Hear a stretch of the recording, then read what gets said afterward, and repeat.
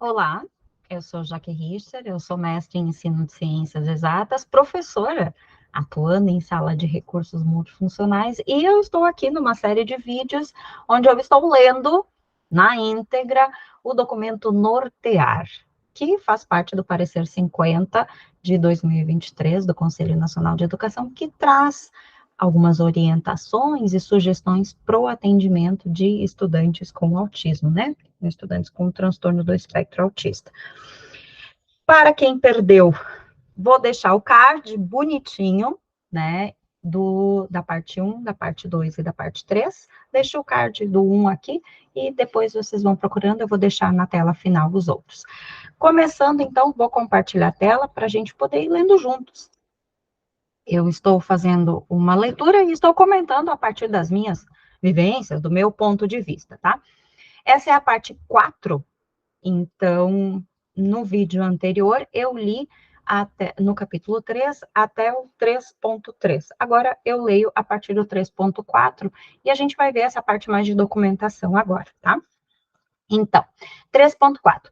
O fator permanência e a importância do projeto político-pedagógico. Acredito que você que está acompanhando sabe o que é o projeto político-pedagógico, né? O PPP. E na seara administrativa existem muitos PPPs, né?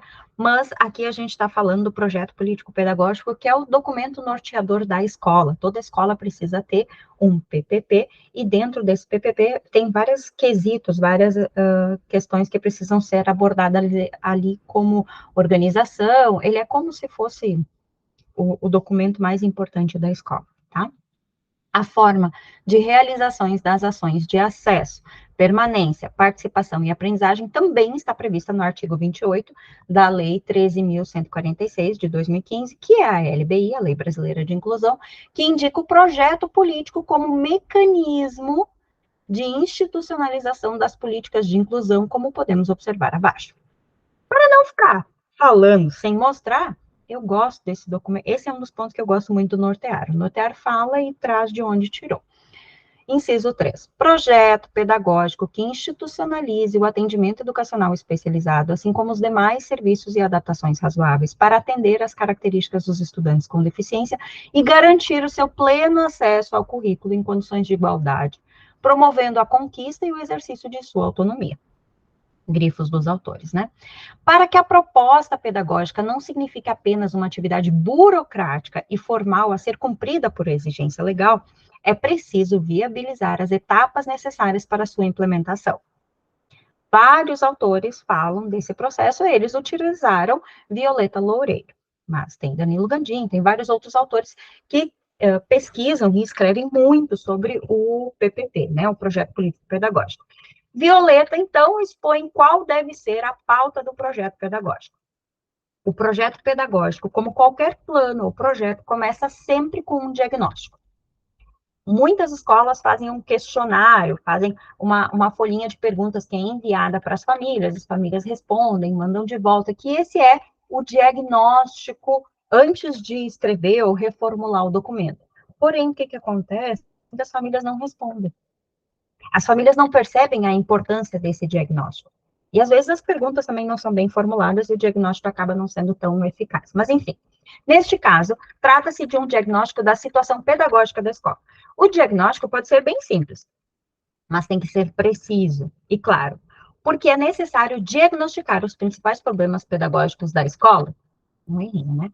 As ações que serão planejadas devem se voltar exatamente para a correção desses problemas. O PPP tem que apontar caminhos para corrigir isso que foi indicado na pesquisa, né?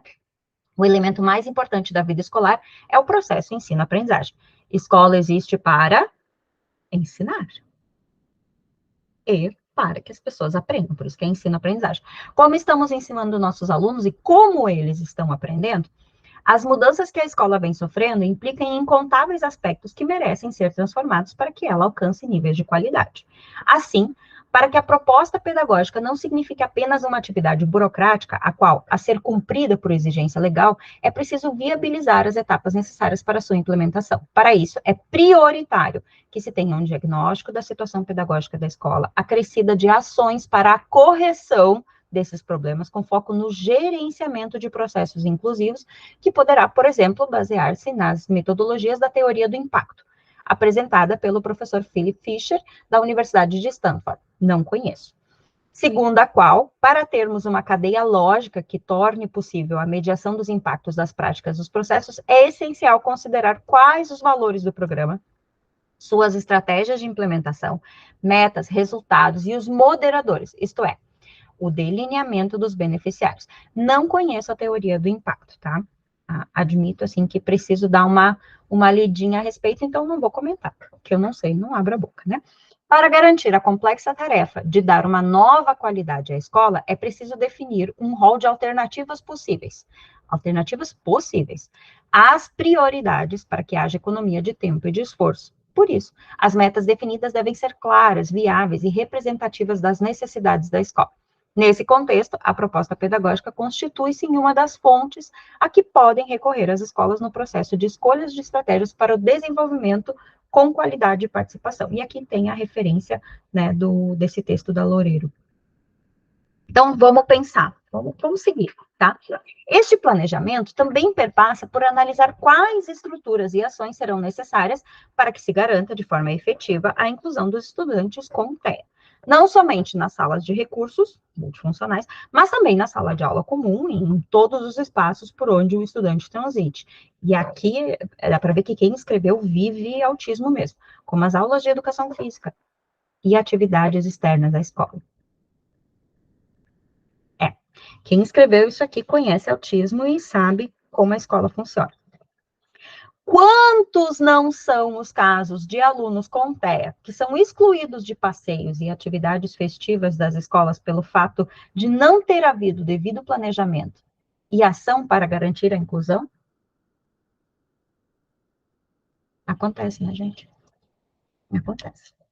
É o correto? Não, não é, mas acontece.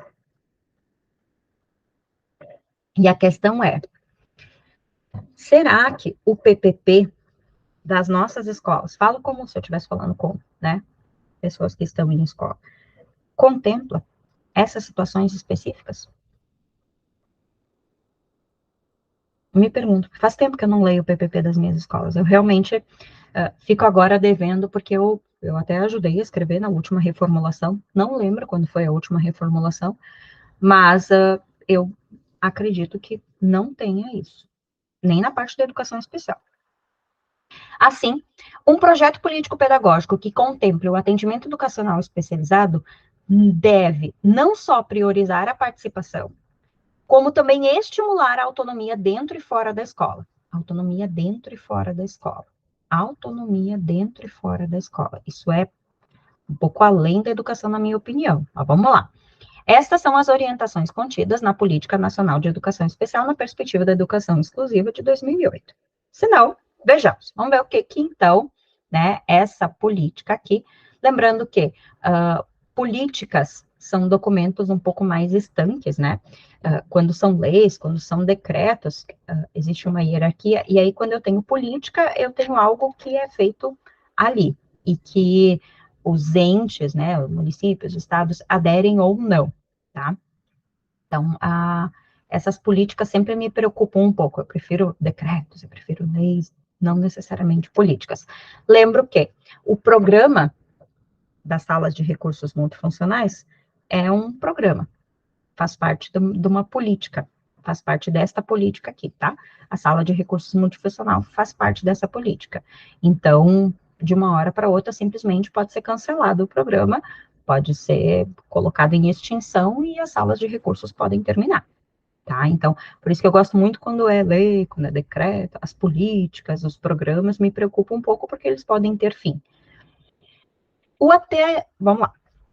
Pensando então nesse documento de 2008. O atendimento educacional especializado tem como função identificar, elaborar e organizar recursos pedagógicos e de acessibilidade que eliminem, não é diminuam, eliminem as barreiras para a plena participação dos alunos, considerando suas necessidades específicas. As atividades desenvolvidas no atendimento educacional especializado diferenciam-se daquelas realizadas em sala de aula comum, não sendo substitutivas à escolarização. Ou seja, o aluno que vai na sala de recursos não vai lá para ter aula, não vai lá para ter o conteúdo da sala de aula. O conteúdo da sala de aula é dado na sala de aula. Na sala de recursos, ele vai para que o professor da sala de recursos tente eliminar essas barreiras, tá? Esse atendimento complementa ou suplementa a formação dos alunos com vistas à autonomia e independência na escola e fora dela. E eu sempre li essa independência fora dela, pensando nas atividades de vida diária, pensando nesse treinamento e manejo social, tá? Mas talvez agora eu tenha que reler um pouco isso. Talvez eu precise me adentrar um pouco mais nessa independência fora da escola. É importante citar que o planejamento de estudo de caso, material didático, a elaboração do plano de atendimento educacional especializado estão previstos enquanto direito humano à educação inclusiva na Lei Brasileira de Inclusão. Então, vamos pensar. Planejamento de estudo de caso, material didático e a elaboração do plano de atendimento educacional especializado. Então, tá. Artigo 28, inciso 4, 5, 6, meu Deus, tem que tomar mais café. Inciso 6, pesquisas voltadas para o desenvolvimento de novos métodos e técnicas pedagógicas, de materiais didáticos, de equipamentos e de recursos de tecnologia assistiva. Eu gostaria muito de estar com essa lei aberta agora para a gente ver do que trata o artigo 28. As reticências me incomodam, tá? Planejamento de estudo de caso, de elaboração de plano de atendimento educacional especializado, de organização de recursos e serviços de acessibilidade e de disponibilização e usabilidade pedagógica dos recursos de tecnologia assistiva. Inciso 6, inciso 7. O termo tecnologia assistiva também está descrito no artigo 3º da Lei 13.146 de 2015, que é a mesma lei, né? E é conceituado. O que então traz o conceito de tecnologia assistiva? Tecnologia assistiva ou ajuda técnica são, então, produtos, equipamentos, dispositivos, recursos, metodologias, estratégias, práticas e serviços que objetivem promover a funcionalidade relacionada à atividade e à participação da pessoa com deficiência ou com mobilidade reduzida, visando a autonomia, independência, qualidade de vida e inclusão social. Opa! Da mesma forma, a adoção de medidas individualizadas e coletivas em ambientes que maximizem o desenvolvimento acadêmico e social dos estudantes com deficiência também é uma previsão constante no artigo 28, inciso 5. A gente teria que voltar lá nesse artigo 28 para ter, assim, uma conceituação do que trata, tá? Sugiro que quem ficou com dúvida ali, volta lá. Mas essa parte que vem agora, do PPP, é, sinceramente, a parte que eu mais amo nesse documento, tá? Porque são perguntas que eu tenho certeza que eu fiz. Assim, um projeto político-pedagógico, além de avaliar todas as perspectivas acima, deverá institucionalizar o atendimento educacional especializado. Está em lei que o PPP é que tem que colocar lá o que é o AEE, quantos alunos atende, carga horária, tudo, né? Conferindo organização e planejamento que vislumbre os processos de acesso, permanência, participação e aprendizagem. Para isso, deverá considerar algumas questões que podem nortear esse processo de planejamento pedagógico a partir do artigo 28. Então, tá. Vamos ver, então, nessa lei 13.146, o que diz, né? Na lei, só vem até a primeira parte, tá? As perguntinhas são um adendo que eu gostei bastante. Planejamento de estudo de caso. Como é feito? Quem avalia? Quem faz esse planejamento? Qual a participação da família? Existe no sistema educacional um modelo ou caminho para esse planejamento? Quais os prazos para essa elaboração? Qual o tempo de validade desse plano? Elaboração do plano de atendimento educacional especializado. Como é feito? Onde será realizado? Por quem será realizado? Em quais dias? Como será a relação entre o professor do AE e o professor da sala de aula regular? Quais os prazos para essa elaboração? Qual o tempo de validade desse plano? 3. De organização de recursos e serviços de acessibilidade. Falando da organização e dos serviços. Que recursos a escola dispõe? Que recursos a rede de ensino dispõe? Quais recursos são necessários para atender a demanda dos alunos? Quais os instrumentos para solicitar a aquisição desses recursos? Como que a gente pede esses recursos? Quem fica responsável pela sua guarda e utilização? 4. Disponibilização e usabilidade pedagógica de recursos de tecnologia assistiva. Que recursos a escola dispõe? Que recursos a rede dispõe? Quais recursos são necessários para atender a demanda dos alunos? Quais os instrumentos para solicitar a aquisição desses recursos? Qual capacitação necessária para que o professor do AE, o professor da sala comum, possa utilizar esse recurso? Lembrando que a gente tem muitas situações de estudantes autistas que usam prancha. E hoje, muitas famílias que buscam atendimento privado, muitas vezes, chegam na escola com um tablet. O estudante chega com um tablet, que é a prancha de comunicação alternativa dele, e muitas vezes na escola ninguém sabe usar. E aí? Tá no PPP? Percebe que a gente precisa renovar nossos documentos? 5. Adoção de medidas individualizadas e coletivas em ambientes que maximizem o desenvolvimento acadêmico e social dos estudantes com deficiência, favorecendo o acesso, a permanência, a participação e a aprendizagem em instituições de ensino. Vamos lá, perguntinhas. Que ações estão sendo previstas no projeto político-pedagógico? As ações coletivas, como festas, feiras, jogos, estão sendo pensadas para a inclusão? As ações individuais, como adaptações curriculares, de materiais, de horários, de aulas, estão sendo pensadas considerando acesso, permanência, participação e aprendizagem? Vocês percebem? A gente fala muito do todo da escola. E em poucos momentos a gente fala desses processos pequenos, desses processos únicos que acontecem na escola. E eu estou me perguntando, e eu agora vou ser obrigada a ler PPP quando eu chegar na escola, porque eu estou me perguntando até que ponto nós realmente indicamos ali essas pequenas minúcias, sabe? Acho que não indicamos. Vamos lá. Em resumo, estes são alguns aspectos que podem auxiliar na elaboração de um projeto pedagógico que tenha por finalidade a efetiva inclusão na escola. Acho que o ponto mais importante é a gente voltar nesse artigo 28 aqui. E eu, sinceramente, não lembro dele, eu vou ter que voltar. 3.5, então. O artigo 28, inciso 8, da Lei número 13.146, de 2015, a Lei Brasileira de Inclusão, traduz ainda a importância da participação dos estudantes e de suas famílias nas deliberações da comunidade escolar, como se observa abaixo. Pulei. Participação dos estudantes com deficiência e de suas famílias nas diversas instâncias de atuação da comunidade escolar. Vamos debater isso. Eu adoro que eles trazem, né, a lei e eles esmiuçam ela, assim. Parece muito, né, análise do discurso. Este inciso guarda conexão com o princípio da gestão democrática da educação, previsto no artigo 206 da Constituição de 88, como também com a luta histórica dos movimentos a favor dos direitos das pessoas com deficiência. Lembrando que, né, autismo é considerado uma deficiência. Assim, ao falarmos da participação das pessoas com deficiência e suas famílias na elaboração das políticas de educação, é possível destacar dois pontos essenciais. O primeiro considera a participação na elaboração de políticas públicas, cuja formatação deve considerar o olhar de quem vivencia barreiras.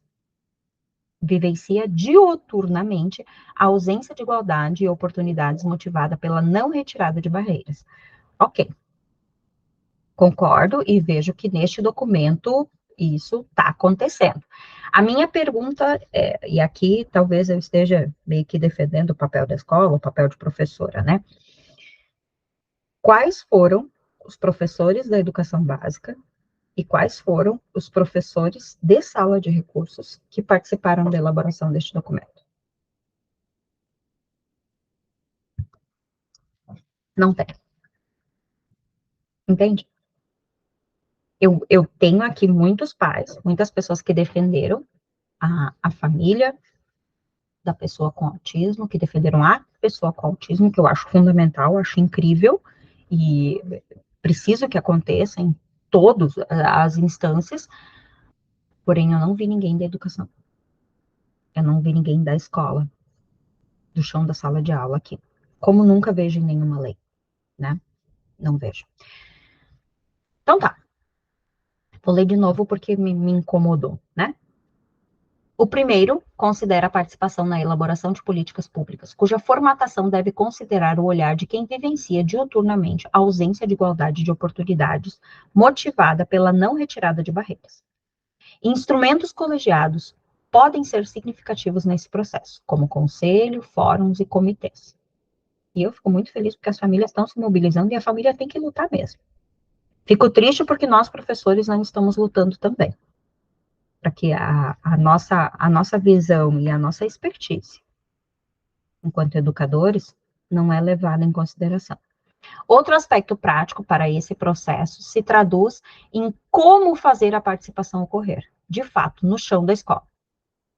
Mas sem ouvir quem está no chão da escola, né?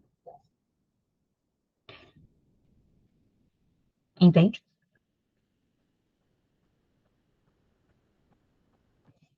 Aqui, o destaque aponta para a participação dos alunos com deficiência e suas famílias na elaboração do projeto político-pedagógico como ferramenta de planejamento e compliance inclusivo para toda a instituição. Somada ao PPP, a oitiva dos estudantes com deficiência e suas famílias na elaboração de planejamentos individualizados que maximizem o processo de ensino-aprendizagem, como propõe o artigo 28, no inciso 11 da LBI, também é um caminho valioso. Aqui eles estão deixando bem claro uma coisa que vai se repetir depois mais adiante, tá? Que é no sentido de que a família e o estudante estejam dentro da escola e possam elaborar documentos. Eles deixam muito subjetiva, mas muito palpável, essa questão de que as escolas, né, as entidades, criam os documentos ficam fechadinhos lá dentro. E eu concordo com eles nesse sentido. Eu acho que a família precisa estar lá. Claro, entendo que muitas vezes a escola faz reunião no horário em que as famílias estão trabalhando, sei que é complicado. Sei que é complicado trazer a família para dentro da escola, dos nossos horários, os horários das famílias, é complicado. Porém, eu acho muito interessante um documento trazer que a família precisa estar lá. Até porque nós, enquanto escola, muitas vezes queremos a família lá e a família também não participa. Prova disso é que muitas vezes as famílias fazem o levantamento, fazem essa pesquisa inicial, né? Esse estudo de caso da escola com questionários, os questionários não voltam. Entende? Então, aqui, eu gostaria que tivesse um segundo parágrafo sobre também a necessidade das famílias, ou como comprometer essas famílias. Isto porque os planos, e agora ele entra especificamente na minha seara, né? Esse capítulo aqui, na parte impressa ali, eu pintei de 10 mil cores. Isso porque os planos, seja o plano de atendimento educacional especializado, o PAE, seja o plano educacional individualizado, o PEI, são potenciais mecanismos de mediação de perspectivas. Mediação de perspectivas.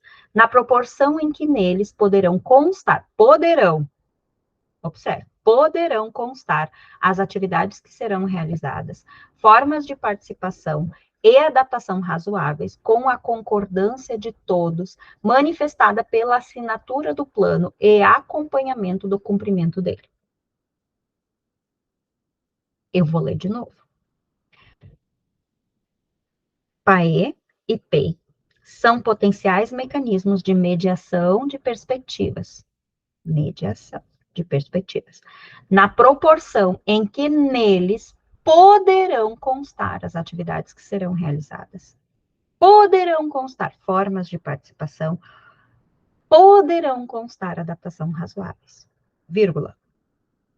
E aqui é um ponto que nós, como escola, e eu, enquanto professora de educação especial, preciso repensar minha prática. Com a concordância de todos, manifestada pela assinatura do plano e acompanhamento do cumprimento dele. Depois, no decorrer do documento, eles vão voltar nisso aqui, tá? É o primeiro ponto onde aparece essa assinatura do plano. Vai voltar. Aí eu gosto quando eles dão um exemplo. Eu acho que toda lei deveria ter exemplo, tá? Amo isso. Se temos como exemplo a participação em atividades como festas juninas, feiras de ciências e viagens estudantis, em que o planejamento, deliberação conjunta, adaptações razoáveis e uma vontade ímpar de garantir efetividade à lei, compliance, propiciam que as necessidades, potencialidades e habilidades das pessoas com deficiência mereçam a devida atenção. Então, a minha pergunta é: em que espaço da escola nós discutimos como os eventos podem ser um espaço de inclusão? Os eventos muitas vezes são organizados de forma tão doida, tão corrida, é tudo tão corrido, né, no dia a dia, que muitas vezes não dá aquele tempinho de parar para pensar. Como é que a gente vai fazer para que este e aquele estudante consigam participar? E eu, enquanto professora da sala de recursos, muitas vezes acabo ficando na minha sala, atendendo os meus alunos, eu não estou acompanhando o planejamento dos eventos.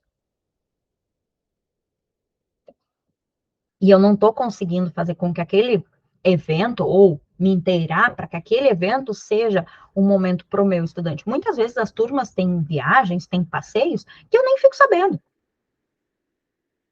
Tá tudo certo. Eu tenho quase 30 alunos, né, de turmas diferentes, do pré ao nono ano, eu não consigo saber do planejamento de cada uma das turmas. Porém, eu fico me perguntando até que ponto eu peco, no sentido de que esses momentos sejam realmente uma atividade. Porque o que eu sinto, e aí é uma autopunição agora quase, né? Fica tudo a cargo do professor regente, né?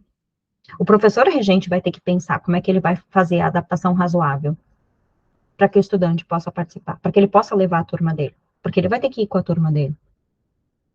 Entende? Muitos eventos da escola, eu nem participo, porque eu estou na minha sala atendendo os meus alunos, o evento está acontecendo, os eventos que acontecem dentro do turno de aula, né? E eu não sei, aqui talvez eu esteja falando com pessoas que trabalham como eu em sala de recurso, ou que estão no atendimento educacional especializado aí. A gente está na sala, atendendo um conjunto de alunos, ou um aluno específico que veio no contraturno para ser atendido, e lá na escola está acontecendo um evento agora.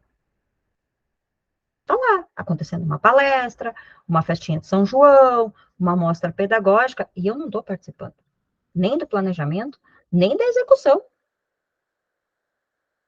Entende? Eu nem fico sabendo muitas vezes. Porque, né, eu tenho todos os meus horários fechadinhos lá, cheio de aluno. Quando os alunos falam que, porventura, eu vou dar uma caminhada pela escola, quando eu não fico fazendo burocracia, preenchendo papel, né, que eu vou dar uma caminhada pela escola, que eu descubro que tem uma palestra, que tem alguma coisa.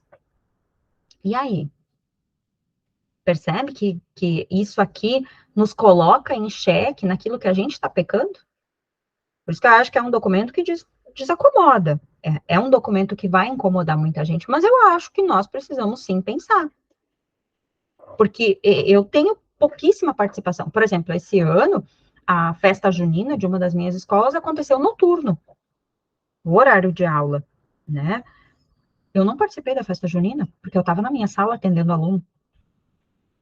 Não faço a mínima ideia do que aconteceu na festa junina. Não tenho a mínima ideia de como os meus alunos autistas participaram.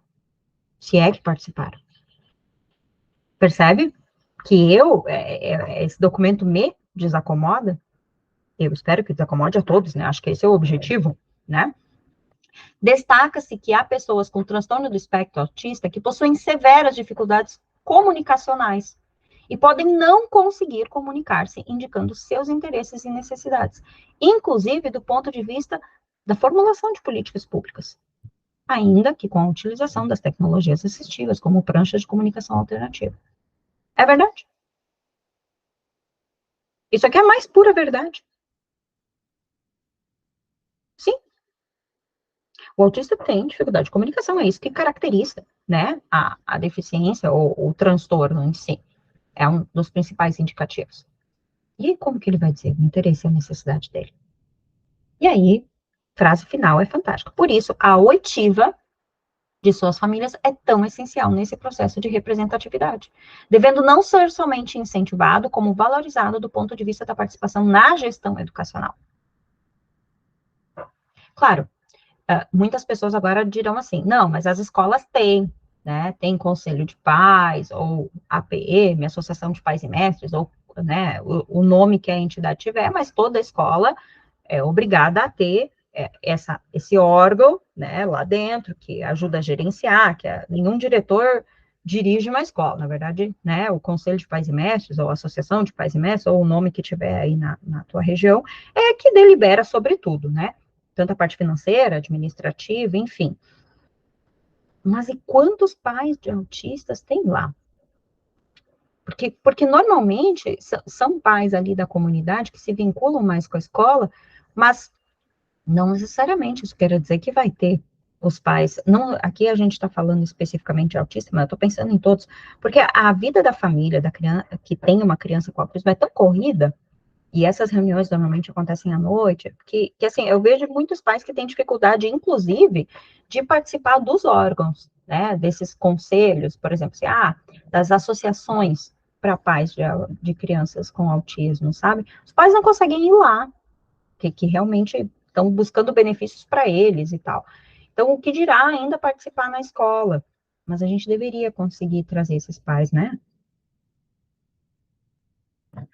Pois é, precisamos conseguir fazer com que esses pais percebam o espaço de fala deles. É isso?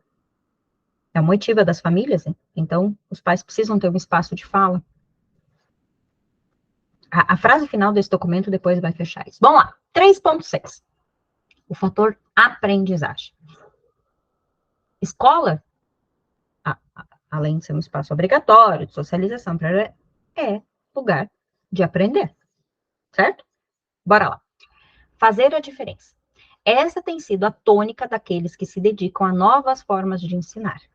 Assim, falar sobre o pilar da aprendizagem para o educando público-alvo da educação especial, por isso que eu digo assim, esse documento tem coisas que me desacomodam, mas tem coisas que eu amo, tá? E uma das coisas que eu amo é que toda vez que ele vai definir algo, ele puxa de novo a lei para deixar bem claro. Quem é o público-alvo da educação especial? O público-alvo da educação especial está definido na lei número 93, 94 e 96, lei brasileira, Lei de Diretriz e Base da Educação Brasileira, né? Como os alunos com deficiência, transtorno global do desenvolvimento, altas habilidades e superdotação. Lembrando que aqui em alguns documentos mais atuais já não está mais TGD, né, transtorno global do desenvolvimento, e sim transtorno do espectro autismo. Traz um novo olhar sobre as práticas da escola. Esse público, que é o público-alvo da educação especial, através de suas manifestações, estilos de aprendizagem, muitas vezes peculiares, gera uma nova perspectiva sobre os procedimentos curriculares, o planejamento de atividades, a organização dos espaços escolares, as escolhas metodológicas, os procedimentos avaliativos, etc. Sabemos que o direito à educação é inalienável e que, paradoxalmente, há uma diferenciação na educação disponibilizada para os alunos nos contextos diversos de condição biopsicossocial e ambiental. É diferente, não adianta. Contudo, o quarteto, acesso, permanência, participação e aprendizagem, o quarteto fantástico aqui, é um movimento que vem quebrando as barreiras da desigualdade e, ao mesmo tempo, fomentando a concretização de ambientes educativos mais inclusivos. Essa definição deles é uma definição dura, né? Que talvez precisaria ter aquela coisa da citaçãozinha, talvez aqui tenha faltado um pouquinho, assim, colocar a citação do que então tem essa diferenciação. Mas, bora lá. Subentende-se que haja, né? Para tanto, um instrumento tem sido particularmente essencial nesse processo: o atendimento educacional especializado. Uau! O AE é bom para acabar com as diferenças? Fator de promoção da igualdade de oportunidades entre os estudantes. Está previsto na LDB, no Decreto 7.611 de 2011 e configura-se como um conjunto de atividades, e aqui define o que é o AE, tá? Para quem está procurando o que é o AE, depois traz de novo, né? Já teve antes, mas eu gosto quando eles repetem. Configura-se como um conjunto de atividades, recursos de acessibilidade pedagógicos organizados institucional e continuamente, que podem ser ofertados enquanto serviço de educação especial na sala de recursos, no contexto escolar ou no centro de AE da rede pública ou instituições comunitárias, confessionais ou filantrópicas sem fins lucrativos. Tá? A clínica privada lá, por mais que faça atendimento educacional especializado, ela acaba não trazendo aqui, tá bom? Assim, a função do atendimento educacional especializado, que é obrigatório em todas as escolas públicas e privadas. Lembrando, atendimento educacional especializado é obrigatório. Obrigatório. Certo? A função do AEE é a identificação, a elaboração e a organização dos recursos pedagógicos e de acessibilidade que eliminem barreiras para a plena participação dos educandos, considerando suas necessidades específicas. Não é minimizar, não é diminuir, é eliminar. Para tu ver que a galera que trabalha no AE é super-herói, né? Porque elimina a barreira. A gente mal e porcamente consegue descobrir quais são as barreiras em alguns casos de alguns estudantes, mas pela lei a nossa função é eliminar. Tudo certo. Por isso que eu estou dizendo que faltou um professor de sala aí, né? Mas vamos lá. Destacamos aqui a possibilidade de realização de convênios com centros de atendimento educacional especializados, públicos ou privados, cuja regulamentação acerca dos procedimentos jurídicos deverá ser realizada pelos respectivos conselhos estaduais e municipais. Pode ser feito parceria público-privada nesse sentido, tá? Pode. Para o atendimento, né? Mas isso requer lei específica, e eles trouxeram como exemplo, né, essa lei do Estado do Pará, que faz justamente essa relação. Eles elogiam bastante o Pará nesse sentido. Eu não pesquisei, não li publicações sobre o Pará, então eu não posso dizer se é bom ou ruim, ou como é que funciona, tá?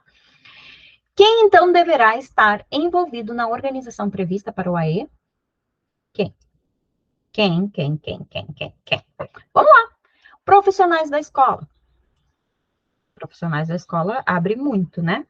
Então, vamos ver quem são os profissionais da escola. A gestão, coordenação pedagógica, professores, acompanhante especializado. Percebem que está faltando alguém aqui?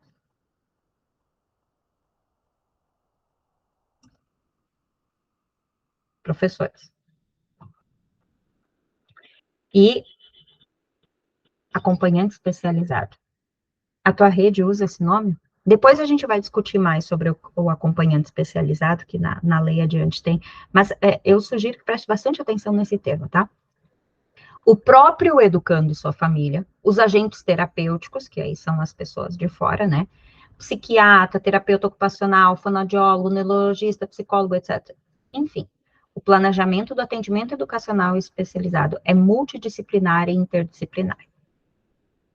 O que me choca aqui, e depois, adiante, esse choque diminui, tá? Mas aqui, quando fala de atendimento educacional especializado, não traz o professor da sala de recursos especificamente.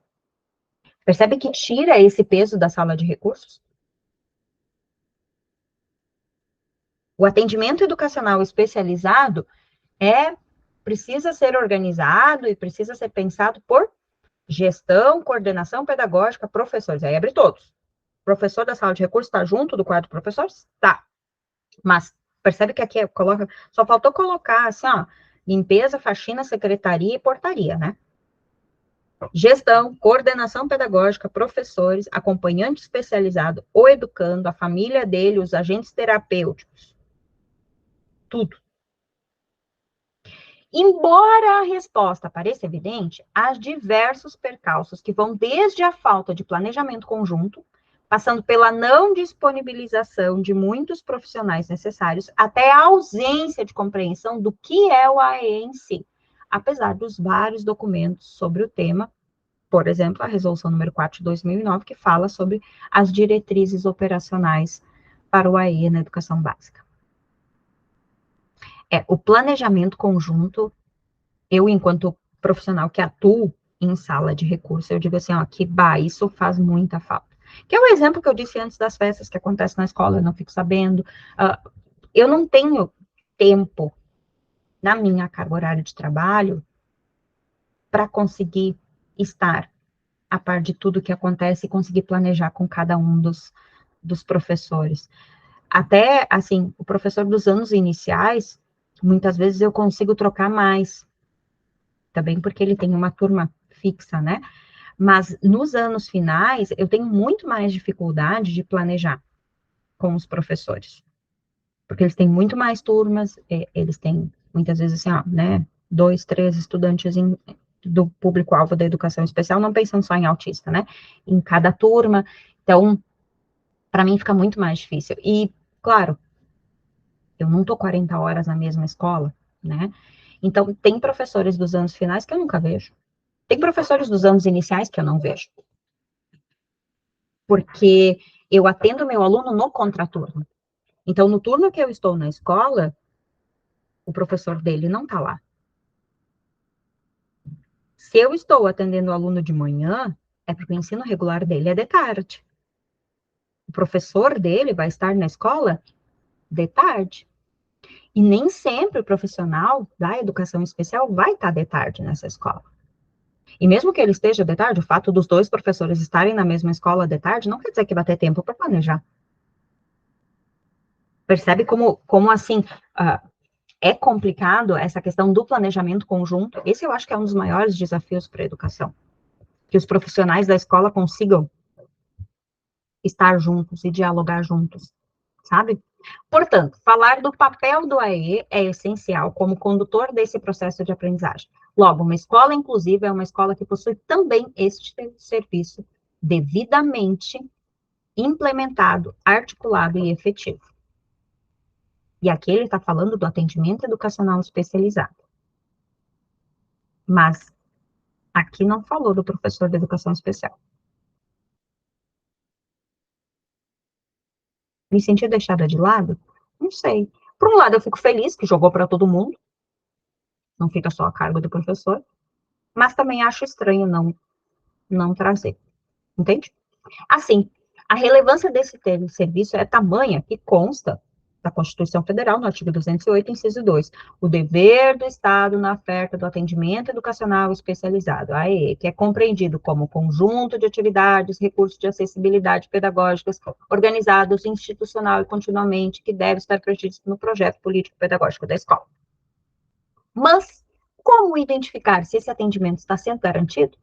Alguns documentos norteadores são o decreto número 7.611 de 2011, a resolução número 4 do Conselho Nacional de Educação. Opa, pulei.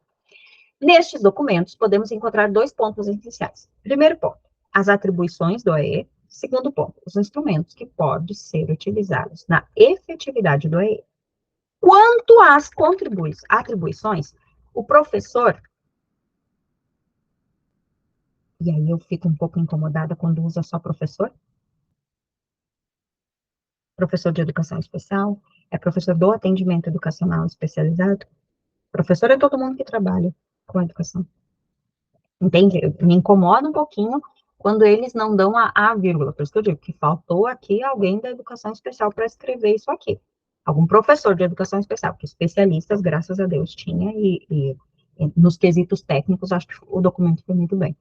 Quanto às atribuições, o professor deve ter formação inicial que o habilite para o exercício da docência, formação específica para a educação especial, de modo que possa atender às necessidades específicas dos alunos, acompanhar a funcionalidade e a aplicabilidade dos recursos pedagógicos e de acessibilidade em todos os ambientes da escola, além de estabelecer a articulação com a família e os professores da sala de aula comum. Tá, então os outros são professores da sala comum, mas quem é este professor aqui? Quem é esse professor aqui? Entende? Essa falta de denominação, às vezes, abre espaço para questionamentos. Seria tão bom se a gente conseguisse estabelecer essa articulação, tanto com as famílias quanto com os professores, né? Porque só quem é professor da educação especial que sabe a dificuldade que é muitas vezes, conseguir trazer a família lá para a escola, para fazer uma entrevista inicial de atendimento, para estabelecer algum tipo de estratégia, às vezes só para conversar, é difícil. E aí vem a parte agora que eu acho que é um dos pontos que eu mais amo nesse documento aqui. Quanto aos instrumentos, podemos citar dois, o PEI e o PAE. O Planejamento Educacional Individualizado, PEI, tem sido descrito em diversos artigos científicos, bem como no Comentário Geral número 4 de 2016. Eu não li esse comentário geral ainda, pretendo ler em breve.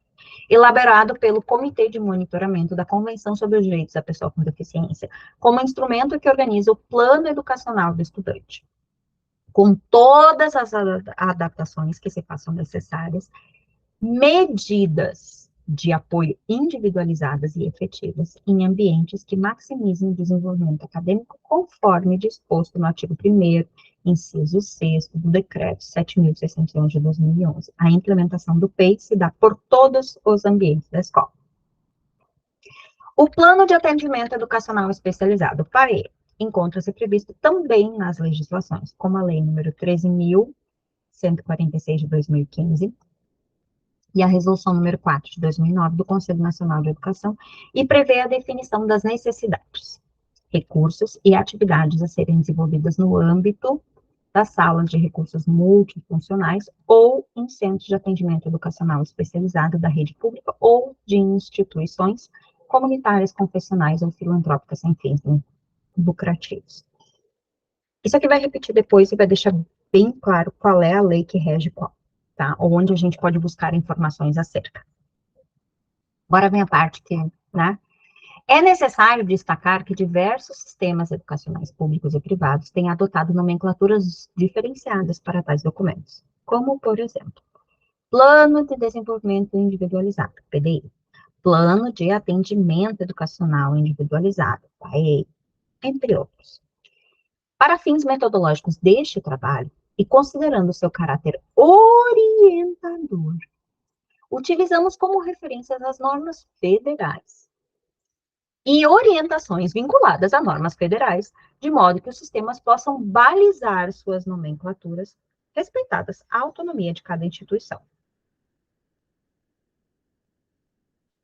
Para tentar balizar, a gente tentar começar a falar a mesma coisa com os mesmos nomes, né? Vamos lá. Em ambos, tanto no PEI quanto no PAE, a elaboração deve ser colaborativa entre equipe multiprofissional. Professor da sala comum, acompanhante especializado, coordenação pedagógica e professor do AE. Não, e veja só, aqui aparece o professor do atendimento educacional especializado, né? Aqui a gente tem, o professor do AE apareceu aqui, tá? Aqui ele tá. Aí eu fico louca, né? Lá em cima ele não tava. Aqui ele tá. Deixa eu pular. Posso estar loqueando sozinha e pode estar sendo louca, tá? Vamos lá, de novo. Em ambos, tanto no PEI quanto no PAE, a elaboração deve ser colaborativa entre equipe multiprofissional, a equipe que atende, professor da sala comum, acompanhante especializado, coordenação pedagógica, professor do AE. E este professor da AE, por sua expertise, deverá capitanear este processo de articulação. Então, imagina se que o capitão capitanear, de capitão, seja o professor da sala de recursos. Então, quem vai puxar à frente é o professor da sala de recursos, na elaboração dos dois documentos. Então tá. Este é um documento orientador. Esta concepção colaborativa é a perspectiva defendida no Plano de Afirmação e Fortalecimento da Política Nacional de Educação Especial na perspectiva da educação inclusiva. Certo? Eu não lembro, tá, de ter lido todo esse documento aqui. Vou ter que procurar ele nas referências depois, para mim ter uma ênfase melhor. Eu sei que eu li alguns, mas como ele não tem o ano, eu não sei qual é o ano dele. Vamos lá. A Política de Educação Especial na Perspectiva da Educação Inclusiva de 2008 reafirma o compromisso expresso na Convenção sobre os Direitos das Pessoas com Deficiência de 2006, de que a educação escolar se faz na convivência entre todas as pessoas, em sala de aulas comuns, reconhecendo e respeitando nossas diferentes formas de comunicar, mover, perceber, relacionar-se, sentir, pensar e etc, etc, etc.